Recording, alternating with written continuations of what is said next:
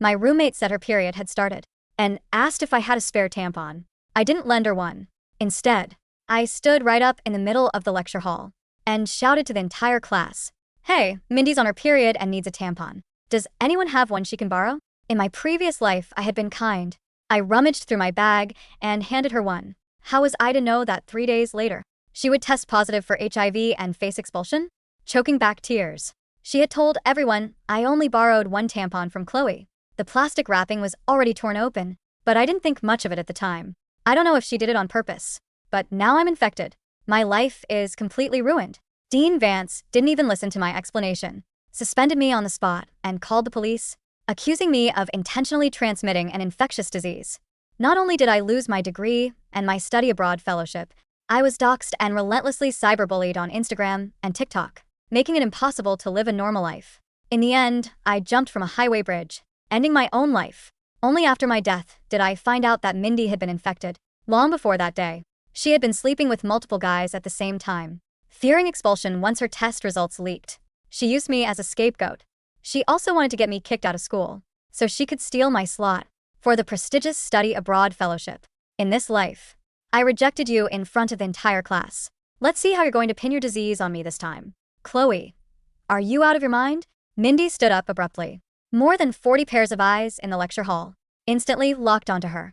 She clutched her lower stomach, her eyes already pooling with tears. If you didn't want to lend me one, you could have just said so. Did you really have to scream it out? I capped my pen, my face completely expressionless. A period is a perfectly normal biological process. It's not something to be ashamed of. You were too shy to ask, so I was just helping you out. She was left completely speechless. Around us, some students ducked their heads to hide their snickers, while others muttered that I was being too blunt. Mindy glared at me. Never mind. She grabbed her bag, hunched over, and walked out of the classroom. After class, the Snapchat group chat instantly blew up. Someone joked, LMAO. Chloe's shout literally woke me up from my nap today. Mindy's face turned completely green. But honestly, girls shouldn't blast each other like that over a tampon. Mindy didn't reply in the group chat. Instead, she posted a picture on her Instagram story. There was no caption, just a photo of a hospital corridor featuring an enforced stand, a sterile white wall, and a glimpse of her pale wrist. 10 minutes later, the replies poured in. What happened, babe? Is it bad? Cramps? She sent a blanket reply to everyone. I'm fine. It was just my own carelessness. The next day, Mindy didn't show up for lectures. By the third day, she still hadn't returned to our suite. My other two suite mates, Haley and Jessica, were whispering in the common area. What is actually going on with Mindy? She said, it's too private to talk about in the afternoon. Right after I stepped out of the library, my phone rang. It was Dean Vance. Chloe, come to the student affairs office right now. When I arrived, Mindy was sitting on the couch, her face deathly pale, clutching a medical report in her hand. Dr. Cooper from the campus clinic was also there. Dean Vance sat behind his desk, his brow furrowed in a deep scowl. Chloe, Mindy has raised a very serious accusation against you. Mindy looked up at me. Her eyes were red and swollen, as if she had been crying all night. Chloe, I didn't want to make a big deal out of this, she said, her voice trembling. But I'm just so scared. Dean Vance slid the medical report across the desk. Mindy got tested at the university hospital. She tested positive for an infection. He paused, adjusting his glasses. She claims that a few days ago she borrowed a feminine hygiene product. From you, I asked, did she actually borrow one? Mindy burst into tears immediately. You didn't lend me one in class that day, but you did the night before in our dorm. I asked you and you grabbed one from your drawer. I saw the plastic packaging was slightly torn at the corner, but I didn't think much of it. Then Dean Vance said in a stern voice, Chloe, denying this won't help you. You must cooperate with the university and go to the clinic for a full panel test immediately. I never gave her anything. It's not up to you to decide whether you did or didn't. Dean Vance's voice grew heavier. You live in the same suite, share a bathroom, and are close. For the safety of the other students, you must get tested right now. I looked him straight in the eye. I refuse. The office door wasn't fully closed. Two students passing by in the hallway stopped in their tracks. What infection is it? That kind of disease? She refuses to get tested. Isn't that basically admitting she's guilty? The whispers cut through the air like tiny needles. Dean Vance's face darkened even further. Think carefully, Chloe. If you refuse to cooperate, the administration will treat this as a severe disciplinary violation. Mindy kept her head down, her shoulders shaking violently as she sobbed. While I stood by the door, listening to the footsteps gathering outside, everyone was waiting for me to break. The rumor spread like wildfire. By 7 p.m., someone had already posted anonymously on the campus Reddit board. Drama in dorm building 3. Someone intentionally spread a disease to their roommate. I heard it was through a shared tampon. For real. That is fucking disgusting. When I walked back to my dorm, the door was slightly ajar. The chatter inside abruptly died. Haley was sitting on her bed, and Jessica was standing by her closet. The moment they saw me, their expressions looked as if they were looking at a walking plague. I put my books on my desk. Jessica immediately took a half step back. Chloe, can you please not touch the common table for now? I looked at her. Why? She looked a bit embarrassed. It's not like that. It's just until things are cleared up. We all want to be careful. Haley whispered. Mindy is already devastated. She's been crying all afternoon saying her life is over. She's only 20. I pulled out my chair and sat down, and Haley blinked, stunned.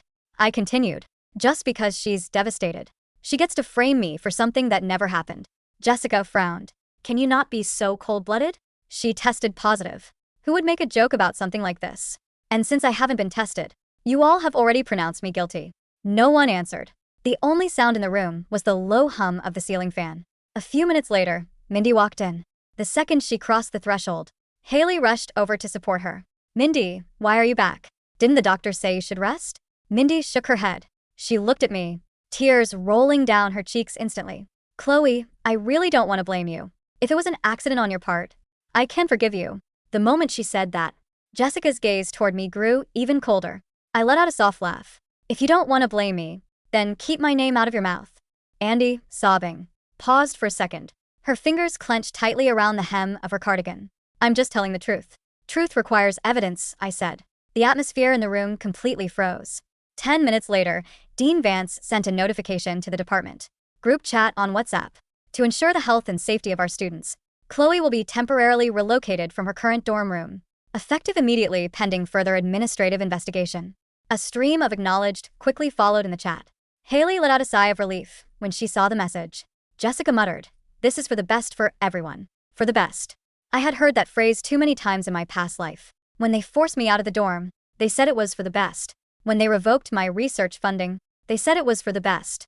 When they forced me to take a leave of absence, they said it was for the best.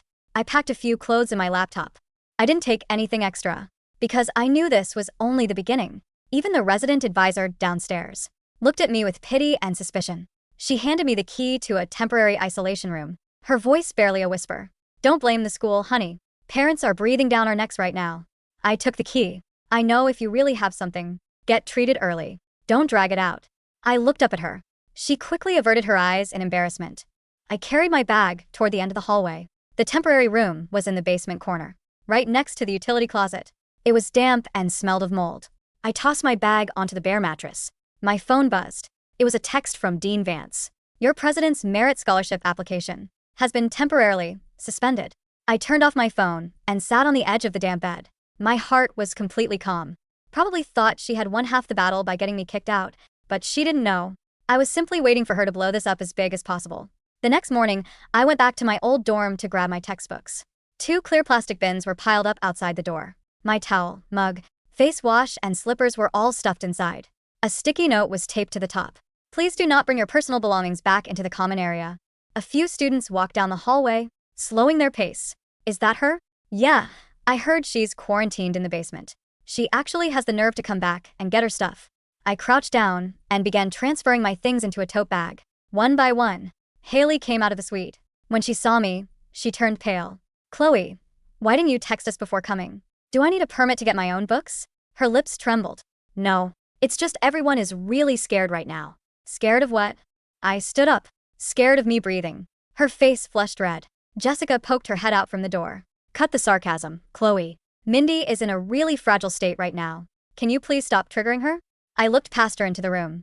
Mindy was lying in her bed, her privacy curtain half drawn. She didn't show her face. She let out a soft, dry cough as if to remind everyone that she was the victim here. I walked over to my desk and noticed my drawers had been rummaged through. My notebooks were piled messily, and my class materials were scattered all over the floor. I turned around. Who touched my things? Jessica braced herself and said, "We just helped you pack them so no one would accidentally touch them." Helped me. I picked up a notebook with a ripped cover. Did you have my permission? Haley said softly. It's an emergency situation. Jessica let out a cold laugh. You seriously have time to complain about this? If the dean confirms the infection, you might not even be allowed to stay enrolled. At 10:00 a.m., Dean Vance called me into his office again. A printed document lay on his desk. He got straight to the point. Chloe, the situation is escalating. Mindy's parents contacted the chancellor last night, and they are extremely furious. The university suggests that you voluntarily submit a withdrawal form. He pushed the paper toward me.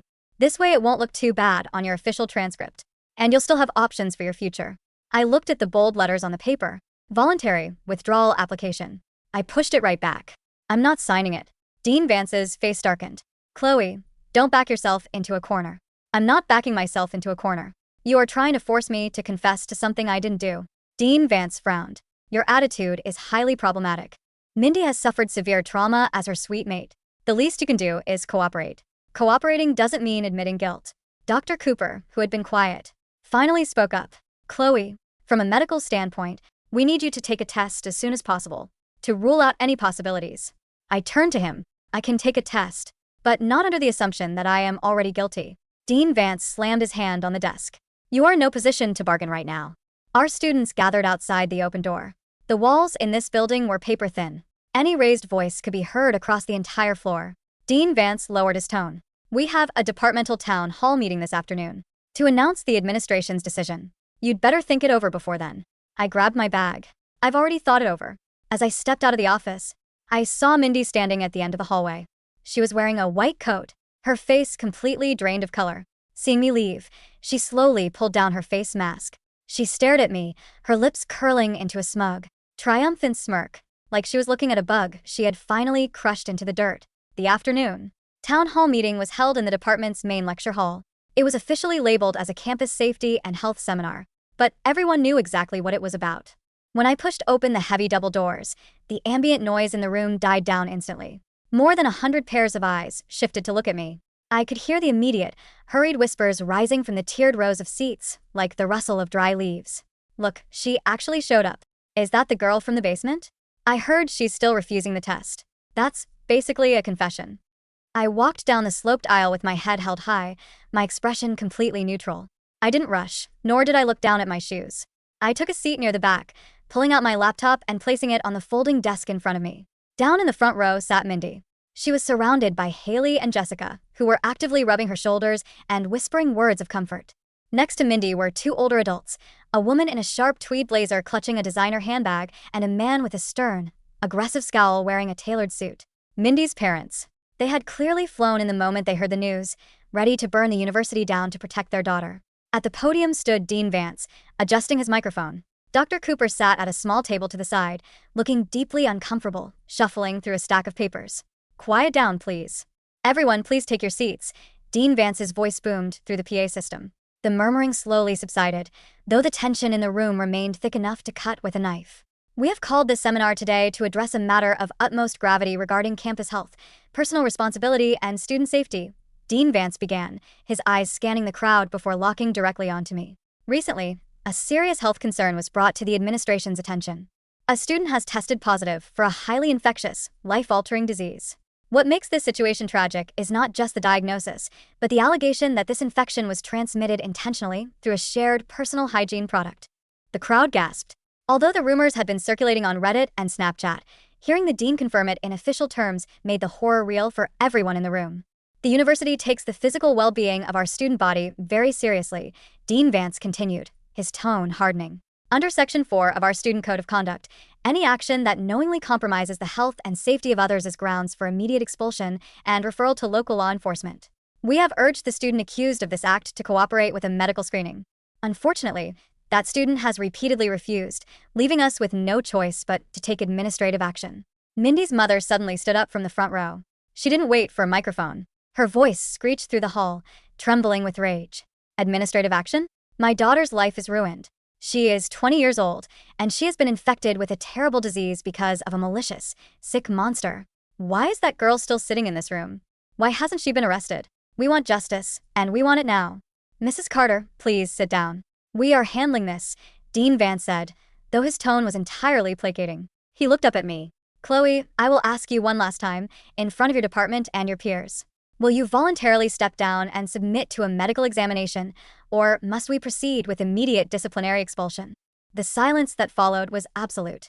Every eye in the room turned to me, waiting for the tears, the denial, the breakdown. Instead, I calmly stood up. I picked up my laptop and my USB drive, walking down the steps toward the front of the lecture hall. "What is she doing?" Jessica whispered loudly to Haley. "Chloe, go back to your seat," Dean Vance warned, his hand hovering over the podium. "This is not a debate." "You're right, Dean Vance. It's not a debate. It's an investigation," I said, my voice steady and clear. I walked right up to the presenter's desk at the front, unplugged the dean's laptop from the HDMI cable, and plugged in my own. "Hey, what do you think you're doing?" Mindy's father roared, taking a step toward me. "I am presenting my defense, Mr. Carter. Unless this university has abandoned the fundamental American principle of due process, I have the right to speak before I am condemned," I said, looking him dead in the eye. Dean Vance looked panicky. He glanced at the crowd of students, many of whom had already pulled out their phones to record. If he shut me down forcefully now, it would look like a cover-up. He begrudgingly stepped back, crossing his arms. "You have 5 minutes, Chloe. Do not waste our time with denials." "I don't need 5 minutes to deny anything," I said, tapping a key on my laptop. "Because science and logistics will do it for me." The projector screen behind me flickered, displaying a slide titled, Exhibit A, The Timeline of Biological Impossibility. "Let's start with the facts of Mindy's accusation," I said, adjusting the microphone. "Mindy claims that on Sunday night, around 10:30 p.m., she asked me for a tampon in our shared dorm suite, and I handed her one with a torn plastic wrapper. She claims she used it, and by Wednesday morning, less than 3 days later, she tested positive for HIV at the campus clinic." I turned to Dr. Cooper, who was sitting at the side table. "Dr. Cooper, as a licensed medical professional, I would like you to answer a very simple question. What is the window period for HIV detection?" Dr. Cooper blinked, caught off guard. He cleared his throat and leaned toward his microphone. Well, it depends on the type of test used." "Please educate the room," I said. "A standard antibody test, which is what we use for initial screenings at the campus clinic, typically takes 23 to 90 days after exposure to detect the virus," Dr. Cooper said, his voice echoing in the quiet hall. "Even the most advanced nucleic acid test, which looks for the virus itself in the blood, requires a minimum of 10 to 33 days to yield a positive result." "Thank you, Dr. Cooper," I said, clicking to the next slide, which showed a diagram of the HIV viral load timeline. "So, let's do the math. If Mindy was exposed to the virus on Sunday night, it is biologically, medically, and scientifically impossible for her to test positive on Wednesday morning. The virus would not have replicated enough to be detectable by any medical equipment on this planet within 60 hours. A collective murmur rippled through the lecture hall. Students started turning to each other, whispering furiously. "What does this mean?" I asked, looking directly at Mindy, whose pale face was starting to look distinctly green. "It means one of two things. Either Mindy is a medical miracle who defies the laws of human biology, or she was already HIV positive long before Sunday night." "You're lying," Mindy shrieked, standing up. Her voice was hysterical.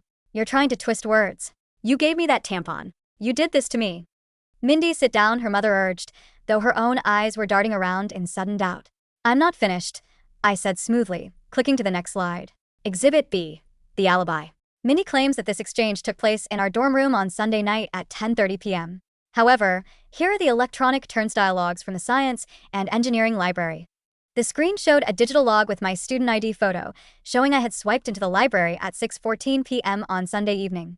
The exit swipe wasn't recorded until 8:02 a.m. on Monday morning. To support this digital log, here is the high-definition security camera footage from the library's 24-hour study lounge, I said.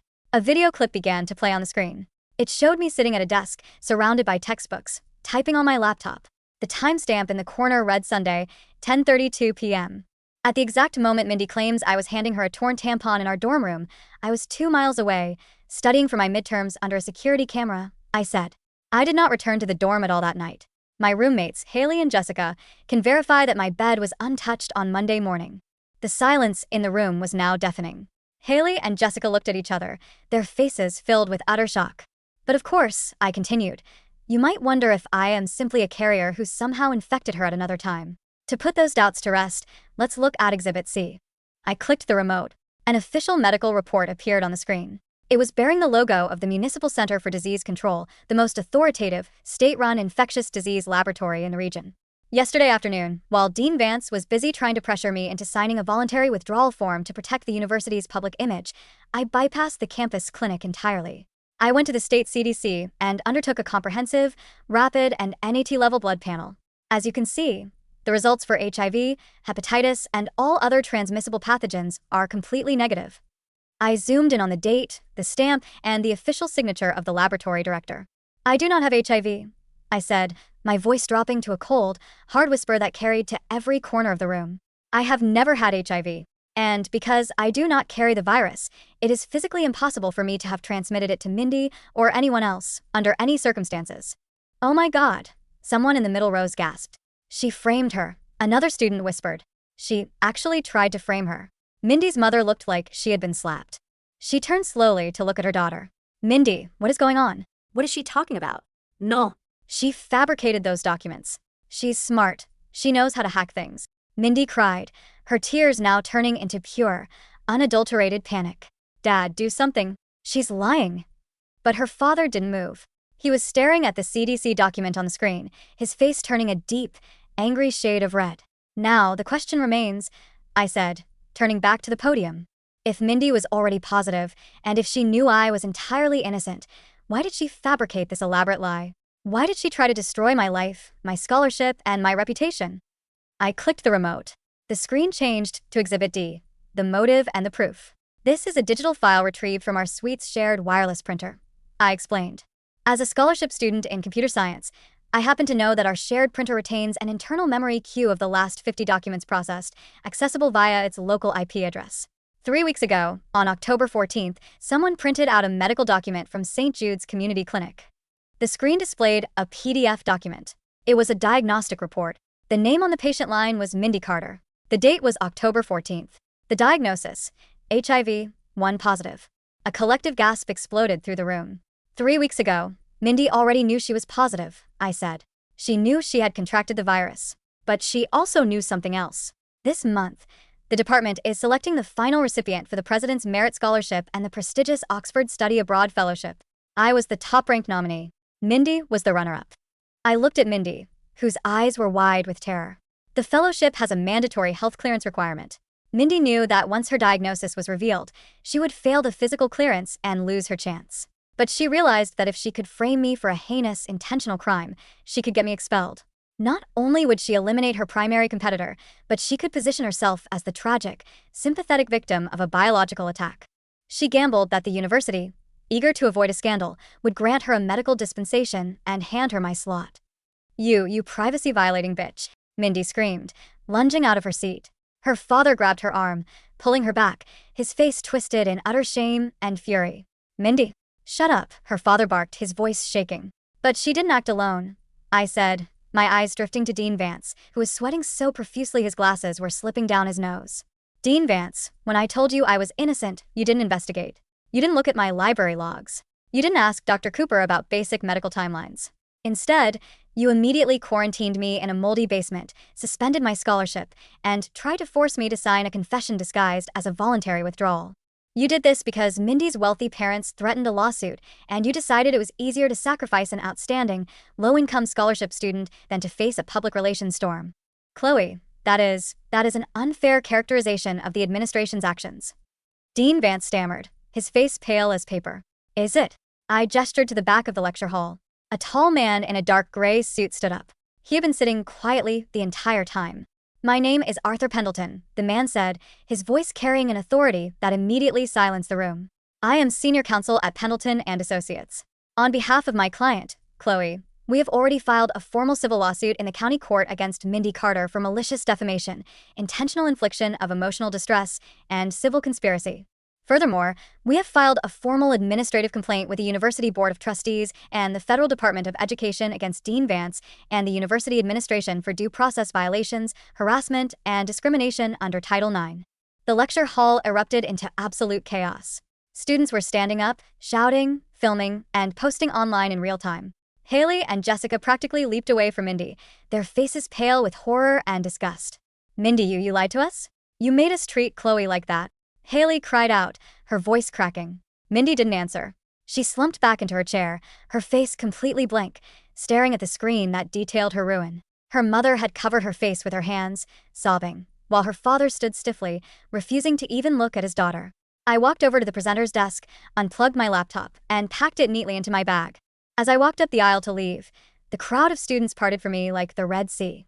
The very same people who had whispered insults and avoided my gaze just minutes ago were now looking at me with a mixture of awe, guilt, and profound respect.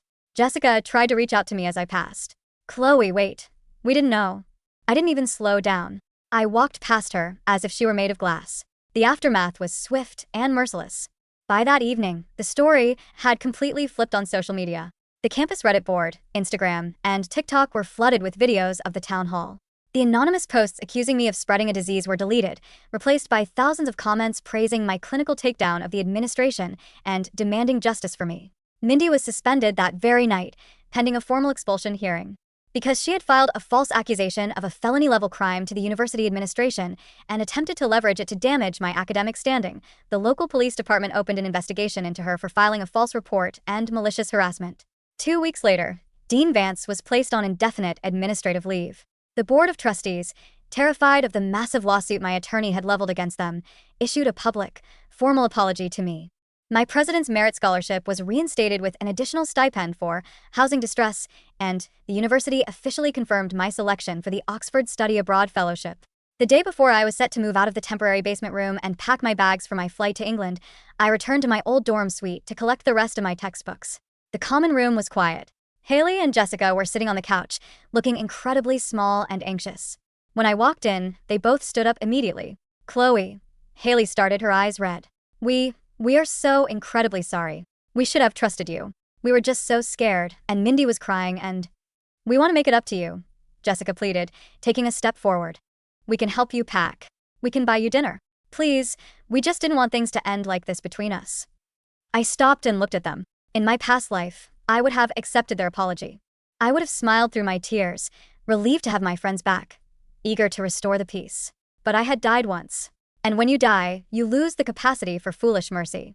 I don't need your help packing, I said, my voice quiet and cold.